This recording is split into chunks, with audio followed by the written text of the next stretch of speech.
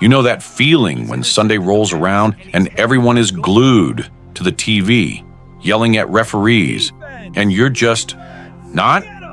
Someone explains the downs, the quarters, the playoff implications. You nod along, but inside, your mind is somewhere else. If this sounds like you, here's what you need to hear. You are not missing something. You are not unpatriotic. You are not boring. There's a fascinating psychological reason why some people don't watch the NFL. And once you understand it, you'll see your Sunday afternoons might serve you better than any football game. Let's start with attention. The average NFL broadcast runs over 3 hours. A single game contains only about 11 to 18 minutes of actual play. The rest is waiting. People who don't watch aren't incapable of enjoying sports. They've made an intelligent calculation about where their attention goes. Attention is limited. Every hour you spend watching is an hour you're not spending on something else. People who skip the NFL aren't rejecting sports. They're protecting their attention for things that actually matter. A study in the Journal of Consumer Research found that people who disengage from popular culture score higher on self-directedness and autonomy. They're not following the crowd. They're making their own choices based on their own values. That's not defiance. That's independence. The person who doesn't watch on Sunday isn't feeling left out. They're reading a book, learning guitar, calling their mom, living a life not dictated by a broadcast schedule. Think about the time commitment. 17 regular season games, playoffs, the Super Bowl. That's over 60 hours a year for one team.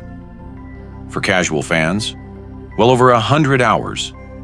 People who don't watch aren't lazy or uninformed. They've looked at those hours and asked, what else could I do with this time? Learn a language? Start a side business? Get in shape? Spend time with their kids? The person who skips the game isn't avoiding something. They're choosing something else.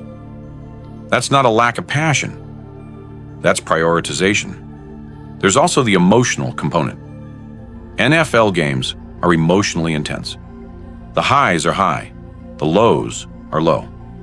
For some, that roller coaster isn't appealing. Research shows that people high in emotional stability and low in sensation-seeking prefer calmer leisure. They're not adrenaline junkies. They don't need their Sundays to feel like a heart attack. They prefer peace. They prefer quiet. They prefer activities that restore energy. Yes, that's not boring. That's self-awareness.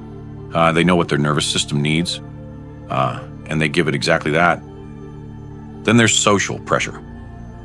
Not watching can feel isolating. But a study in the Journal of Personality and Social Psychology found that people who resist social pressure report higher authenticity and life satisfaction. They're not pretending to care just to fit in. They're not spending Sundays doing what they don't enjoy. That takes quiet courage. The kind that says, I know what I like, and I'm not going to fake it on Monday morning. Some people don't watch because they've thought critically about the sport itself. The injuries, the controversies, the business behind it. They've looked, thought, and made a conscious decision. That's not ignorance. That's critical thinking. That's consuming media intentionally. In a world that constantly wants your attention, that's a rare and valuable skill. Research from USC found that people who spend less time on passive entertainment engage in more creative hobbies. They're not just consuming, they're making, they're doing, they're building. The person who doesn't watch might be painting, writing, gardening, cooking, or playing music. That's not a loss. That's a gain. They've traded 3 hours of watching for 3 hours of living. People who don't watch often have rich identities not tied to a team's performance. Their mood on Monday doesn't depend on a Sunday night catch. Their sense of self isn't wrapped up in a logo. That's freedom. That's emotional independence. Sports psychology research shows that people who strongly identify with a team experience greater emotional swings. The person who doesn't watch, their happiness isn't on the line every weekend. That's not apathy. That's emotional maturity. None of this means there's anything wrong with watching. Millions enjoy it. It brings joy, community, connection. That's valid. But the person who doesn't watch isn't broken. They're not less American. They're not boring or weird. They're just different. And that difference comes with its own strengths. More time, more attention, more emotional stability, more authenticity, more creative energy, more independence.